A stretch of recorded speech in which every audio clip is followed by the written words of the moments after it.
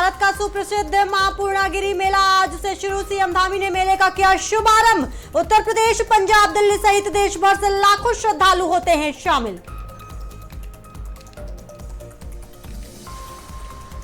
देहरादून के जिलाधिकारी सविन बंसल की संवेदनशील पहल। नारी निकेतन की महिलाओं को सिटी पार्क में कराया भ्रमण, चेहरों पर लौटी मुस्कान।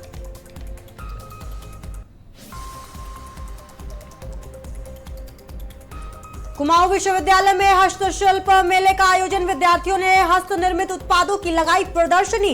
वोकल फॉर लोकल की भावना को मजबूत करने की कोशिश।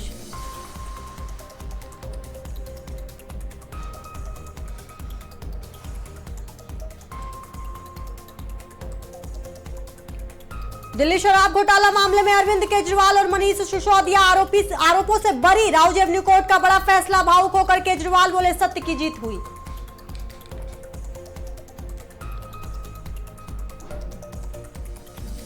झारखंड में 48 निकायों के लिए काउंटिंग जारी। उम्मीदवारों की किस्मत का होगा फैसला। सुरक्षा के कड़े इंतजाम।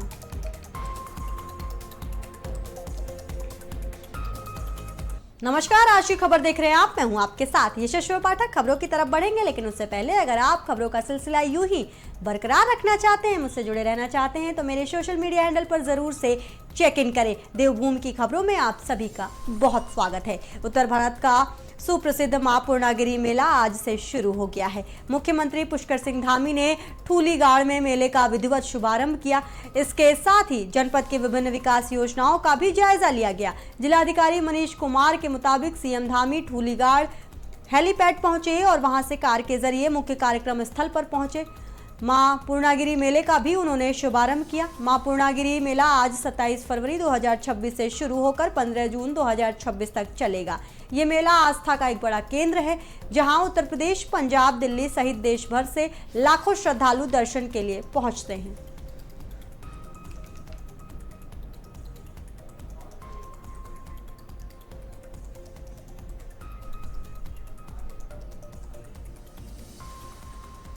चलिए सीधा लेके चलते हैं आपको उत्तराखंड की तरफ, जहां से उत्तराखंड के मुखिया सीएम धामी नजर आ रहे हैं। कि वोट बैंक की राजनीति करने वाले लोगों को ये देवभूमि है, यहाँ के कण कण में हमारे देवी देवताओं का वास है और यहाँ के देवत्व को बनाए रखना, यहाँ की संस्कृति की रक्षा करना, देवभूमि के मूल अस्तित्व को बचाए रखना, ये हमारा कर्तव्य है भाइयों बहनों। हम इसको लगातार करते रहेंगे। मैं आप लोगों से यह भी कहना चाहता हूं कि हमारी देवभूमि की समृद्ध आध्यात्मिक विरासत को और भव्य और दिव्य बनाने के लिए हमारा काम निरंतर जारी रहेगा। ये रुकने वाला नहीं है। हम बिल्कुल एक पल भी, एक क्षण भी रुकेंगे नहीं। लगातार आगे बढ़ते जाएंगे। मैया की कृपा से, आप सबके आशीर्वाद से भाइयों बहनों, हमारी सरकार चंपावत को आदर्श जिला बनाने के उद्देश्यों से अनेक विकासपरक योजनाओं को आगे बढ़ा रही है। जहां जनपद चंपावत में अनेक मोटर मार्ग बन रहे हैं, उनका सुधारीकरण हो रहा है। इसके साथ साथ जाम की समस्या के स्थायी समाधान के लिए हम स्थायी मल्टी स्टोरी पार्किंग के निर्माण की दिशा में भी काम कर रहे हैं। स्वास्थ्य सुविधाओं के लिए काम कर रहे हैं। 50 बेड का अत्याधुनिक क्रिटिकल केयर ब्लॉक लगभग 20 करोड़ रुपए की लागत से चंपावत में बन रहा है। इसके साथ ही हमने चूका क्षेत्र के निवासियों के साथ साथ पूर्णागिरी क्षेत्र में आने वाले सभी श्रद्धालुओं के आगमन को सुगम बनाने के लिए हनुमानगढ़ी खेतखेड़ा पुल का निर्माण कराया है। हमने पूर्णागिरी मंदिर में लगभग 5 करोड़ रुपए की लागत से पार्किंग निर्माण कराने के साथ ही रीठा साहब में भी, वहां भी बड़ी संख्या में श्रद्धालु आते हैं। 10 करोड़ रुपए की लागत से हम नई पार्किंग का निर्माण भी कराया है। इतना ही, अभी टनकपुर जलजीवी मोटर मार्ग का 50 करोड़ रुपए की लागत से पुल का भी आज यहाँ पर लोकार्पण हो गया है। इसके साथ साथ ड्राई पोर्ट का काम जो भारत नेपाल सीमा पर बन रहा है, वह भी तेज गति से चल रहा है। कहीं जिले में विज्ञान और नवाचार को बढ़ावा देने के लिए 57 करोड़ रुपए की लागत से हमारे बच्चों के साइंस एंड टेक्नोलॉजी के प्रति उनका हर प्रकार से रुझान बना रहे। आज जिस प्रकार एआई का जमाना है, साइंस का जमाना है, टेक्नोलॉजी का जमाना है, हमारे बच्चे भी उस दौड़ में चंपावत जनपद सबसे आगे रहे, यहाँ के हमारे नौनिहाल सबसे आगे रहे। उसको ध्यान में रखते हुए 57 करोड़ रुपए की लागत से साइंस सिटी का सेंटर का निर्माण भी कराया जा रहा है। इतना ही नहीं, चंपावत में 50 लाख रुपए की लागत से एडवेंचर पार्क का निर्माण किया जा रहा है, जो युवाओं और पर्यटकों के लिए एक आकर्षण का केंद्र बनने के साथ साथ स्थानीय पर्यटन को भी नई दिशा देगा। इसके अतिरिक्त आप सबको पता है कि हमेशा से मेरी सोच रही और ये मेरा ड्रीम प्रोजेक्ट था। मैं बचपन से सोचता था कि टनकपुर का जो हमारा बस अड्डा है वो अत्याधुनिक नहीं, अत्यंत अत्याधुनिक होना चाहिए। और उसी को ध्यान में रखते हुए हमने पहले जहां 56 करोड़ रुपए स्वीकृत किए थे, अब वो कुल मिलाकर 238 करोड़ रुपए की लागत की धनराशि से इसका विस्तारीकरण का कार्य भी वहां पर प्रारंभ हो जाएगा। 16 करोड़ रुपए की लागत से टनकपुर में पॉलिटेक्निक कॉलेज भवन का निर्माण कराया है। वहीं टनकपुर में हमारे कल जी बैठे हैं भानीचंद जी, सैनिक विश्राम गृह और पर्यटन आवास गृह का निर्माण कार्य भी चल रहा है। एक मैंने घोषणा करी थी, उसके लिए शायद जमीन आप लोगों ने ढूंढ ली होगी, तो वो एक स्थान हमारा सैन्य स्मारक भी यहाँ पर बन जाएगा टनकपुर से बनबसा के बीच में। इसके साथ ही टनकपुर में लगभग 122 करोड़ रुपए की लागत से अंडरग्राउंड पेयजल लाइन का निर्माण भी करा रहे हैं। साथ ही हमने इस क्षेत्र को खेलों और साहसिक पर्यटन को बढ़ावा देने के उद्देश्य से, आप सबको पता है पिछले वर्ष यहीं हमारे चूका क्षेत्र में राफ्टिंग की 38वें राष्ट्रीय खेलों की राफ्टिंग प्रतियोगिता आयोजित की गई थी। और वो राफ्टिंग प्रतियोगिता में एक क्या बनाया था, आप लोगों से कभी कोई जो है जनरल नॉलेज के सवाल पूछ सकता है तो world record of Guinness book की रात में रिवर राफ्टिंग की प्रतियोगिता का जो नेशनल गेम्स की प्रतियोगिता कहाँ हुई थी, तो वो कहाँ हुई थी, हमारे बूम क्षेत्र में टनकपुर के रिवर राफ्टिंग की प्रतियोगिता की गई थी। इसके साथ साथ भाइयों बहनों, राज्य का समग्र विकास जहां हमारे लिए जरूरी है, वहीं हमारे लिए राज्य के सांस्कृतिक और डेमोग्राफिक मूल्य संरक्षित रखना यह भी उतना ही महत्वपूर्ण है। इसको ध्यान में रखते हुए हम निरंतर कार्य कर रहे हैं। लेकिन मैंने पहले ही कहा, हमारे विपक्ष के लोगों को ये जो कार्य हम करवा रहे हैं, विकास के कार्य, वो देवभूमि की अस्मिता के लिए, रक्षा के लिए जो हमारे कठोर निर्णय हैं, वो उनको हजम नहीं हो रहे हैं, उनको उबकाई आ रही है। क्या बोलते हैं मोहम्मदा, अपच हो रही है उनको। और अपच हो रही तो आपको पता है उन्हें धर्मांतरण दंगारोधी कानून जो हमने धर्मांतरण रोकने के लिए, देवभूमि में धर्मांतरण नहीं होना चाहिए, देवभूमि शांत होनी चाहिए, हमने उसके लिए दंगारोधी कानून बनाया है। क्योंकि अब राज्य में दंगा फैलाने वालों को कड़ी सजा मिलने वाली है। एक एक पाई कोई दंगा करेगा तो उस दंगा करने वाले से वसूल की जाएगी। इसी के साथ हमने लैंड जिहाद, लव जिहाद, बड़े पैमाने पर लैंड जिहाद था, आपको पता है 12,000 एकड़ जमीन अभी तक हमने इस लैंड जिहाद से मुक्त कराई है। लव जिहाद, हमारी भोली भाली बेटियों को, हमारी बहनों को अपना नाम छुपाकर, छद्म वेश धारण करके, अपनी पहचान छुपाकर, बरगलाकर, झूठ बोलकर, तमाम प्रकार से उनके जीवन के साथ खिलवाड़ करने का काम किया जा रहा था। हमने इस पर भी हमने कठोर कार्रवाई की। हमने कहा देवभूमि में किसी भी कीमत पर हम अपने बेटियों के साथ इस प्रकार का कृत्य नहीं होने देंगे। थूक जिहाद जैसी घृणित मानसिकता के खिलाफ भी हमने कड़ी कार्रवाई की, तो उससे भी इनको समस्या हो रही है। कालनेमी कानून हमने लाए, कालनेमी के तहत हम छद्म भेषधारियों को पकड़ने का काम हमने किया। तो ये कानून भी उनको पसंद नहीं आता है भाइयों बहनों, क्योंकि इस कानून के माध्यम से उनके चहेते जो घुसपैठिए हैं उनको पकड़ कर राज्य से बाहर निकाला जा रहा है। और हम पूरे देश में सबसे पहले समान नागरिक संहिता का कानून लागू करते हैं, जिसके लिए भारत के संविधान में प्रावधान किया गया है। तो उन्हें लगता है कि इससे भी उनके एक चहेते समुदाय को, उनके अधिकारों को छीना जा रहा है। लेकिन उनको अपने नाम के आगे मोहम्मद लगाने वाले अच्छे लगते हैं। ऐसे लोगों को कांग्रेस के युवराज दिल्ली में बुलाते हैं। जब तक वो अपने नाम के आगे उनके मोहम्मद नहीं था, हमें किसी नाम से कोई कुछ लगाए, हमको कोई परहेज नहीं है। लेकिन जैसे ही नाम के आगे लगाया, उन्होंने अपने महल में बुला लिया, दिल्ली में।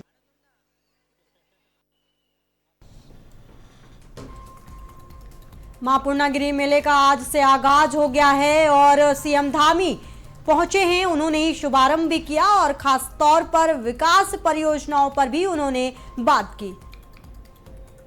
सीएम पुष्कर सिंह धामी को आप सुन रहे थे सीधा उत्तराखंड से। बता दें आपको कि आज यानी कि 27 फरवरी 2026 से शुरू होकर 15 जून 2026 तक ये पूर्णागिरि का मेला चलेगा। ये मेला आस्था का एक बड़ा केंद्र है।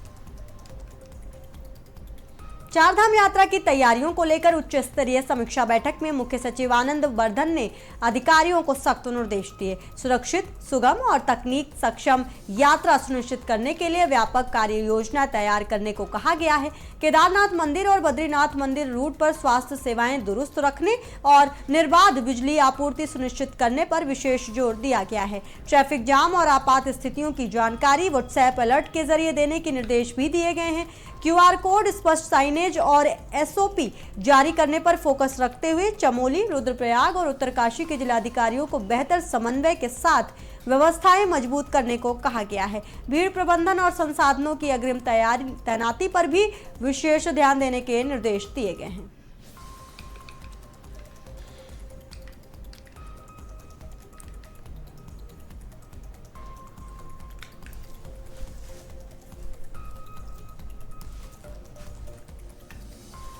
ज्यादा जानकारी के लिए हमारे संवाददाता आशीष डोभाल हमारे साथ मौजूद हैं। आशीष, चारधाम यात्राओं के लिए पूरी तरीके से प्रशासन भी तैयार है और सरकार भी।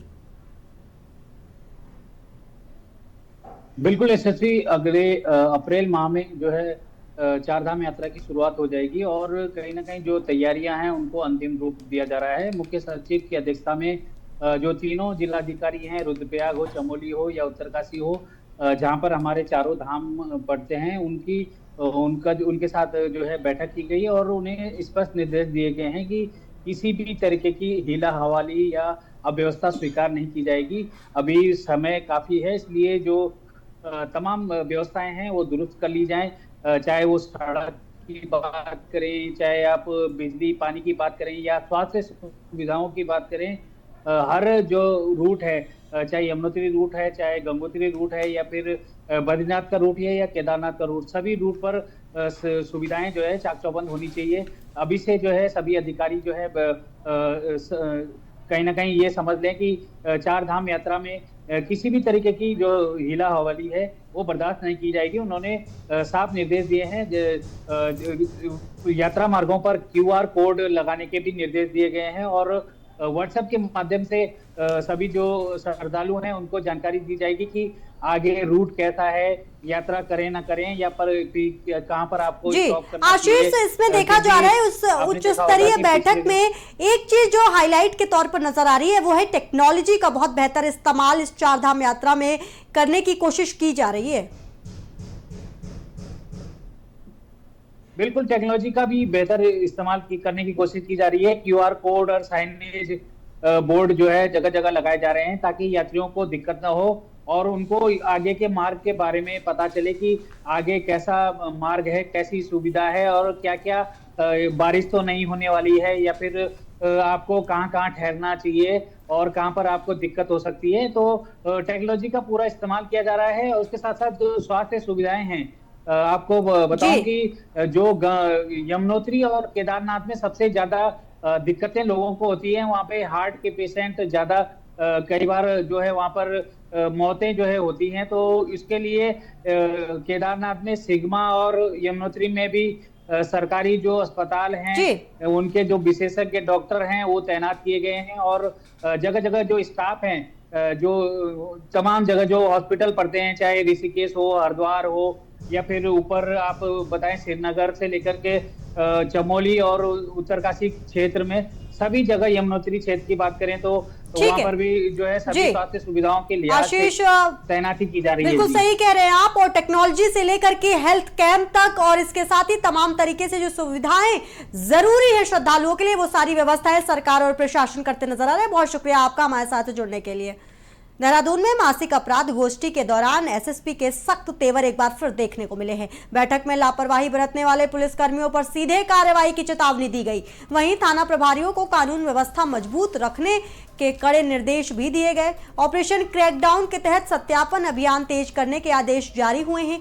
रमजान और होली को देखते हुए पीस कमेटी बैठकों और पुख्ता सुरक्षा इंतजाम सुनिश्चित करने को कहा गया है। जघन्य अपराधों में त्वरित कार्रवाई और मजबूती से पैरवी पर जोर देते हुए वांछित और इनामी अपराधियों की गिरफ्तारी के लिए विशेष टीमें गठित की गई हैं। साथ ही चेकपोस्ट पर सघन चेकिंग, स्कूल टाइम में पुलिस विजिबिलिटी बढ़ाने और गैंगस्टर एक्ट के तहत संगठित अपराधियों के अवैध संपत्ति जब्त करने की भी तैयारी के निर्देश दिए गए हैं।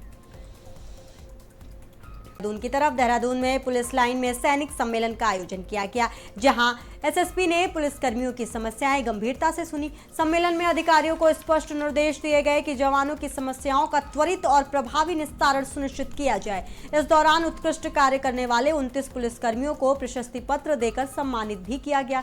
एसएसपी ने कर्तव्यनिष्ठ पुलिसकर्मियों की पीठ थपथपाते हुए उनके कार्यों की सराहना की और भविष्य में भी बेहतर प्रदर्शन के लिए प्रेरित किया। सम्मेलन में पुलिस बल का मनोबल बढ़ाने पर विशेष जोर रहा। साथ ही अनुशासन, समर्पण और टीम वर्क के साथ कानून व्यवस्था को और मजबूत बनाने का संदेश दिया गया। देहरादून के पुरोहितवाला स्थित बाणगंगा जलागम क्षेत्र में जल संरक्षण मॉडल का अध्ययन करने के लिए international union for conservation of nature यानी IUCN का अंतर्राष्ट्रीय प्रतिनिधि मंडल पहुंचा। 11 देशों के 17 प्रतिनिधियों ने स्प्रिंग एंड रिवर रिजोल्यूशन के तहत संचालित कार्यों का गहन अवलोकन किया। टीम ने वर्षा जल संचयन, स्रोत संरक्षण, भूजल पुनर्भरण, कंटूर ट्रेंच, चेक डैम और सामुदायिक सहभागिता आधारित जल प्रबंधन कार्यों की विस्तृत जानकारी ली। प्रभागीय वनाधिकारी नीरज कुमार और सारा के अधिकारियों ने प्राकृतिक संरचनाओं और उनके सकारात्मक परिणामों से अवगत कराया। अभी पूरे अंतर्राष्ट्रीय स्तर पे जल स्रोतों को बचाने के लिए, वाटर सोर्स को कंजर्व करने के लिए पूरी एक मुहिम चल रही है। इसी के तत्वाधान में एक जो हमारी अंतर्राष्ट्रीय संस्था है IUCN, international union for conservation of nature, उनका एक ब्रिज गैप एक प्रोजेक्ट चल रहा है। तो उसके अंतर्गत इन लोगों ने आसाम में मेघना नदी पे भी काम किया है और यहाँ उत्तराखंड में किस तरह से वाटर कंजर्वेशन का काम हो रहा है, इसके लिए लेके यहाँ पे आए, क्योंकि यहाँ पे ऑलरेडी एक इनफॉर्मल रूप में एक वाटर यूजर ग्रुप काम कर रहा था और बहुत अच्छा कम्युनिटी ने जंगल बचा के रखा हुआ है पुरोहितवाला का। और ये अंगेलिया का फॉरेस्ट बहुत साफ सुथरा, बहुत ही अच्छी कंडीशन में है। और इसमें सारा ने भी पिछली बार जो है वाटर और सॉइल कंजर्वेशन पे काफी काम किया, जिससे डिस्चार्ज भी बढ़ा है और लोग काफी उत्साहित थे। इसीलिए हम लोगों ने इनको यहाँ पे लेके आए इस टीम को, सो दैट कि ये यहाँ देख सके कि किस तरह कम्युनिटी जो है वाटर कंजर्वेशन वर्क में इन्वॉल्व है, किस तरह से वो जंगलों की सुरक्षा कर रही है और अपने जल स्रोतों की किस तरह से सुरक्षा कर रही है। बड़ी समीक्षा बैठक हुई जिसमें मुख्य सचिव आनंद वर्धन ने सख्त निर्देश दिए। बैठक में डोर टू डोर कलेक्शन और सोर्स सेग्रीगेशन को प्रभावी ढंग से लागू करने पर जोर दिया गया। साथ ही कूड़ा निस्तारण की प्रोसेसिंग क्षमता बढ़ाने के आदेश भी दिए गए। मुख्य सचिव ने कूड़ा उठाने वाले वाहनों के लिए ऑनलाइन ट्रैकिंग सिस्टम विकसित करने और आधुनिक तकनीक और मशीनरी के उपयोग के लिए ठोस कार्य योजना तैयार करने को कहा। देहरादून में GPS आधारित रियल टाइम मॉनिटरिंग का ट्रायल भी जारी है, जिससे कचरा प्रबंधन व्यवस्था को और अधिक पारदर्शी और प्रभावी बनाने की दिशा में कदम बढ़ाए जा रहे हैं।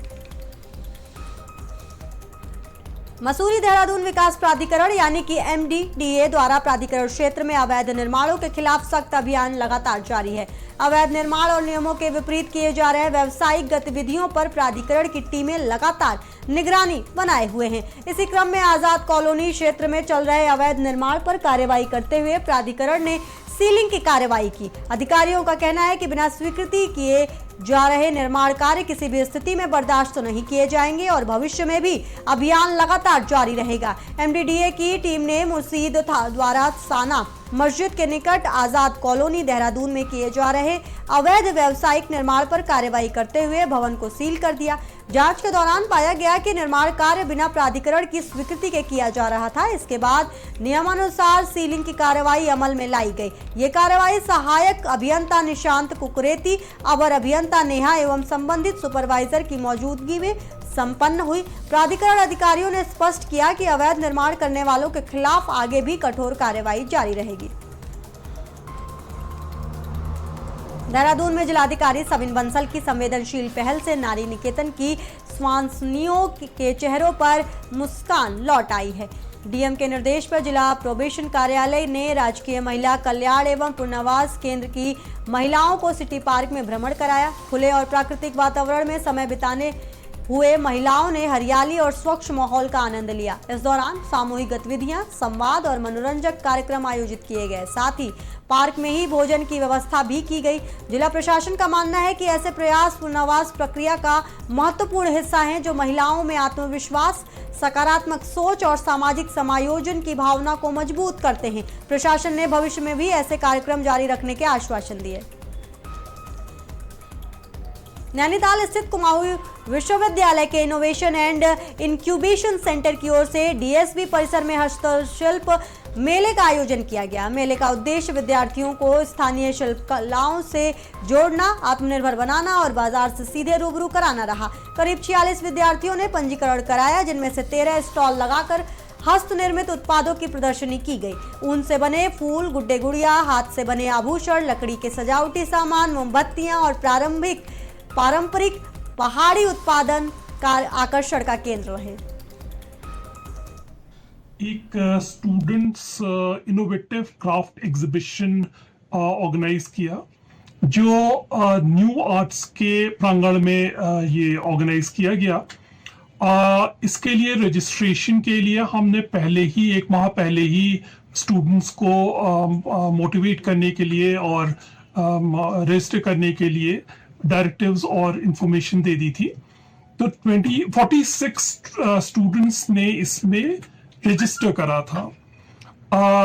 ये ग्रुप्स में थे बच्चे, ये 3 या 4 के ग्रुप्स में रजिस्ट्रेशन उन्होंने किया था। तो टोटल 13 स्टॉल्स आज लगे। कुछ बच्चे ने अपनी स्टॉल्स नहीं लगाई। टोटल 13 स्टॉल्स लगे और इसमें फाइन आर्ट्स डिपार्टमेंट के बच्चे थे, मैथ्स के थे, फॉरेस्ट्री के थे, फॉरेंसिक साइंस के थे और एजुकेशन के बच्चे थे और भी कई विषयों के बच्चों ने इसमें प्रतिभाग किया। खबरों का सिलसिला आप यूं ही बरकरार रखना चाहते हैं, मुझसे जुड़े रहना चाहते हैं, तो मेरे सोशल मीडिया हैंडल पर जरूर से चेक इन करें, जो इस वक्त आपकी स्क्रीन पर नजर आ रहा है। देवभूमि की खबरों में बस इतना ही। बाकी हम खबरों के लिए देखते रहिए आज की खबर।